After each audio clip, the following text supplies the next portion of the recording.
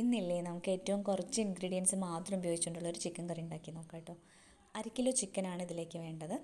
Chicken നന്നായി കഴുകി വൃത്തിയാക്കി വെച്ചിട്ടുണ്ട്. 1 കിലോ ചിക്കനിലേക്ക് 250 ഗ്രാം ചെറിയ ഉള്ളിയാണ് നമ്മൾ എടുത്തിട്ടുള്ളത്. ഇത് നന്നായിട്ട് കഴുകി വൃത്തിയാക്കി ഇതുപോലെ ഒരു കുഞ്ഞു ഉരലിലിട്ടിട്ട് ചതച്ചെടുക്കുകയാണ് വേണ്ടത്. മിക്സിൻ്റെ ജാറിലിട്ട് ക്രഷ് ചെയ്യൊന്നും വേണ്ട. അപ്പോൾ ഇതിങ്ങനെ നന്നായിട്ടൊന്ന് ചതച്ചെടുക്കുന്നതാണ് ഈ ഒരു ഡിഷിൻ്റെ ടേസ്റ്റ് എന്ന് പറയുന്നത്. പിന്നെ ഇതിൻ്റെ പേര് ചെറിയ ഉള്ളി എന്നാണെങ്കിലും ഹെൽത്ത് റിലേറ്റഡ് ആയിട്ട് ഒരുപാട് നല്ല ക്വാളിറ്റീസുള്ളൊരു നല്ല കുട്ടിയാട്ടോ ഇത്. ചെറുപ്പത്തിലൊക്കെ ചുമയൊക്കെ വരുമ്പം അമ്മ വേഗം ചെറിയ ഉള്ളിയിൽ കൽക്കണ്ട ഇട്ടിട്ട് മിക്സ് ചെയ്ത് തരുന്നൊരു ഓർമ്മ ഇത് കാണുമ്പോൾ വരുന്നത്. പിന്നെ നമുക്ക് ഇതിലേക്ക് അടുത്തതായിട്ട് വേണ്ടത് വറ്റൽമുളകാണ്. വറ്റൽമുളകൊന്ന് നന്നായിട്ട് വറുത്തിട്ട് മിക്സിയുടെ ജാറിലിട്ടൊന്ന് ക്രഷ് ചെയ്തെടുക്കാൻ വേണ്ടത്. ഈ റെസിപ്പിയിലേക്ക് എരിവിന് വേണ്ടിയിട്ട് ആകെ ഈ വറ്റൽമുളക് മാത്രമേ ചേർക്കുന്നുള്ളൂ. വേറെ മുളക് പൊടി അങ്ങനെ ഒന്നും ഇടുന്നില്ല. അതുകൊണ്ട് എല്ലാവർക്കും അവരവരുടെ എരിവിന് പാകത്തിനനുസരിച്ചുള്ള അത്രയും വറ്റൽമുളക് എടുക്കാം കേട്ടോ. അപ്പോൾ എനിക്ക് കുറച്ച് എരിവ് കൂടുതൽ ഇഷ്ടമുള്ളതിനോണ്ട് ഞാൻ കുറച്ച് കൂടുതൽ വറ്റൽമുളക് എടുത്തിട്ടുണ്ട്. ഞാനിപ്പോൾ ഇതൊരു പ്ലേറ്റിലേക്ക് മാറ്റി വെക്കുന്നുണ്ട്. പിന്നെ ഇത് മൂന്നുമാണ് ഇതിലേക്ക് മെയിനായിട്ട് വേണ്ടിയിട്ടുള്ള ഇൻഗ്രീഡിയൻസ് എന്ന് പറയുന്നത്. കഴുകി വെച്ച ചിക്കൻ ഉണ്ട്, പിന്നെ ചതച്ച് വെച്ച ഉള്ളി, ചെറിയ ഉള്ളി ഉണ്ട്, കൂടാതെ നമ്മൾ വറുത്ത് പൊടിച്ച് വെച്ചിട്ടുള്ള ചില്ലി ഫ്ലേക്സും ഉണ്ട്. ഈ 3 ഇൻഗ്രീഡിയൻസും പിന്നെ അതിൻ്റെ കൂടെ കുറച്ച് കൂടുതൽ കറിവേപ്പിലയും കൂടെ ഞാൻ എടുത്തിട്ടുണ്ട്. അപ്പോൾ ഇത് ഞാൻ കഴുകി വൃത്തിയാക്കിയിട്ടുള്ള കറിവേപ്പിലയാണ്. ഇത്രയും കറിവേപ്പില മൊത്തം അതിലിട്ടിട്ടുണ്ട്. അപ്പോൾ നമുക്ക് സ്റ്റവ് കത്തിച്ച് പിന്നെ ഇത് ഉണ്ടാക്കേണ്ടത് മൺചട്ടിയിലാണ് കേട്ടോ. അപ്പോൾ ഞാൻ ചട്ടിയൊക്കെ വെച്ചിട്ടുണ്ട്.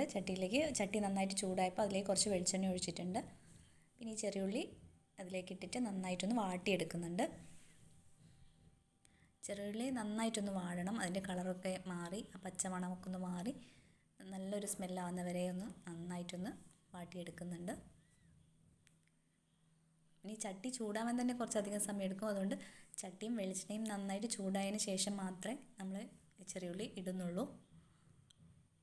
കണ്ടോ, ഇപ്പോൾ ഇത് നന്നായിട്ടൊന്ന് വാടി വന്നിട്ടുണ്ട്. ഈ വാടി വന്ന സമയത്ത് നമുക്കിതിലേക്ക് പൊടിച്ച് വെച്ചിരിക്കുന്ന വറ്റൽമുളക് എടുത്ത് ചേർക്കാം കേട്ടോ. അപ്പം ഞാൻ ആ വറ്റൽമുളക് ചേർത്തിട്ടുണ്ട്. അപ്പോൾ പൊടിച്ച് വെച്ചിരിക്കുന്ന വറ്റൽമുളക് മുഴുവൻ ഞാൻ ഈ ഉള്ളിയിലേക്ക് ചേർത്തിട്ടുണ്ട്. പിന്നെ വറ്റൽമുളക് ചേർത്ത് കഴിഞ്ഞിട്ടുണ്ടെങ്കിൽ ശ്രദ്ധിക്കേണ്ട ഒരു കാര്യം എന്താണെന്ന് വെച്ചാൽ നമ്മൾ ഇളക്കി കൊടുക്കുമ്പം അത് അടി പിടിക്കാനുള്ള സാധ്യത ഉള്ളതുകൊണ്ട് നന്നായിട്ട് തന്നെ ഇളക്കി കൊടുത്തുകൊണ്ടിരിക്കണം. ഇപ്പോൾ ഉള്ളിയും വറ്റൽമുളകൊക്കെ നന്നായിട്ട് മിക്സ് ആയിട്ടുണ്ട്. കൈവിടാതെ അങ്ങനെ ഇളക്കിക്കൊണ്ടിരിക്കണം, അല്ലെങ്കിൽ അത് അടി പിടിച്ച് പോകും. അടി പിടിച്ചാൽ അതിൻ്റെ ടേസ്റ്റ് മൊത്തം പോവും. അപ്പോൾ നമ്മളിത് നന്നായിട്ടൊന്ന് ശ്രദ്ധിച്ച് ഇളക്കി കൊടുത്തുകൊണ്ടിരിക്കുക. അപ്പോൾ ഇവർ രണ്ടുപേരും നന്നായിട്ടൊന്ന് മിക്സ് ആകുന്നവരെ ഞാൻ ഇളക്കി കൊടുത്തുകൊണ്ടിരിക്കുന്നുണ്ട് കേട്ടോ. ഇത് തീ കൂടിപ്പോയാലോ എന്ന് പേടിച്ചിട്ട്, അടി പിടിച്ച് പോയാലോ എന്ന് പേടിച്ചിട്ടാണ് ഞാൻ ഫ്ലെയിമൊക്കെ കുറച്ച് വെച്ചിട്ടുണ്ട്. അപ്പോൾ ഇതിൻ്റെ പച്ചമണമൊക്കെ മാറിയിട്ട് അത് രണ്ടും കൂടെ നന്നായിട്ട് മിക്സായി വരുന്നുണ്ട്. പിന്നെ ഇതെപ്പോഴും നമ്മൾ ചെയ്യുമ്പോൾ ഫ്ലെയിം തീരെ കുറച്ച് വെച്ചിട്ട് ചെയ്യുന്നതായിരിക്കും ഏറ്റവും ബെറ്റർ. ഇത്തിരിയൊന്ന് ഫ്ലെയിം കൂട്ടുമ്പോൾ തന്നെ ഇത് അടി പിടിച്ച് പോകാനുള്ളൊരു സാധ്യത കൂടുതലാട്ടോ. അതുകൊണ്ട് ഇതിൻ്റെ അടുത്ത് മാറാതെ നിന്നിട്ട് ഇളക്കി കൊടുത്തുകൊണ്ടിരിക്കുക. ഇത് കുറച്ചുകൂടെ ഒന്ന് റെഡിയായി വരാനുണ്ട്. അപ്പോൾ നമുക്ക് വെയിറ്റ് ചെയ്യാം കേട്ടോ.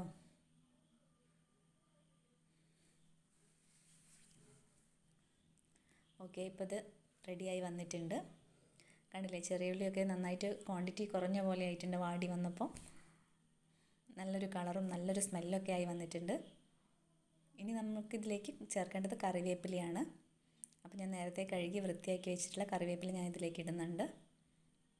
കറിവേപ്പില ഇട്ടിട്ട് നന്നായിട്ടൊന്ന് വീണ്ടും ഇളക്കി കൊടുക്കുന്നുണ്ട്. അപ്പോൾ ഈ കറിവേപ്പിലൂടെ വന്നു കഴിഞ്ഞാൽ ഇതിന് നല്ലൊരു സ്മെല്ല് വരും കേട്ടോ. പിന്നെ അതിലേക്ക് ചിക്കൻ ചേർക്കുന്നുണ്ട്. ചിക്കൻ ചേർത്ത് കുറച്ച് മഞ്ഞൾപ്പൊടിയും ഉപ്പും ഒക്കെ ഇട്ടിട്ടുണ്ട്. അങ്ങനെ ചെറിയുള്ളിയും വെളിച്ചെണ്ണയും ചില്ലി ഫ്ലേക്സും കറിവേപ്പിലയും ചിക്കനും എല്ലാവരും കൂടെ ചേർന്ന് നല്ലൊരു സ്മെല്ല് വന്നുകൊണ്ടിരിക്കുന്നുണ്ട്. പിന്നെ ഇത് നമ്മൾ നന്നായിട്ടൊന്ന് ഇളക്കി കൊടുക്കുന്നുണ്ട്. പിന്നെ ഇതിലേക്ക് ഒരുപാട് വെള്ളമൊന്നും ഒഴിക്കണ്ട, കുറച്ച് വെള്ളം മാത്രമേ ഞാൻ ഒഴിച്ചിട്ടുള്ളൂ. ബാക്കി ഇത് നമ്മൾ അടച്ച് വെച്ച് വേവിക്കുന്നുണ്ട്. അപ്പോൾ ചിക്കനിൽ തന്നെ വെള്ളം ഇറങ്ങിയിട്ട് അത് വെന്ത് വന്നോളും. ഇപ്പോൾ തന്നെ ഏകദേശം കുക്കായിട്ടുണ്ട്, കാരണം ചട്ടി നല്ല ചൂട് വരുമല്ലോ. ഏകദേശം ചിക്കനൊക്കെ വെന്തിട്ടുണ്ട്, എല്ലാം നന്നായിട്ട് മിക്സ് ആയിട്ടുണ്ട്. നല്ലൊരു സ്പൈസി സ്മെല്ലൊക്കെ വരുന്നുണ്ട്. വായിൽ വെള്ളം വരുന്നുണ്ട് കേട്ടോ. ഞാനിത് കൈവിടാതെ ഇളക്കി കൊടുക്കുന്നുണ്ട്.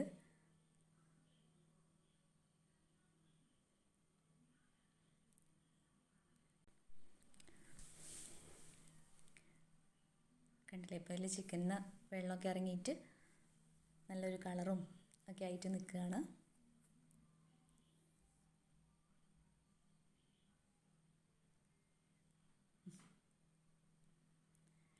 ഒരു 10 മിനിറ്റ് നമുക്കിത് അടച്ച് വെച്ചിട്ട് വേവിക്കാം കേട്ടോ.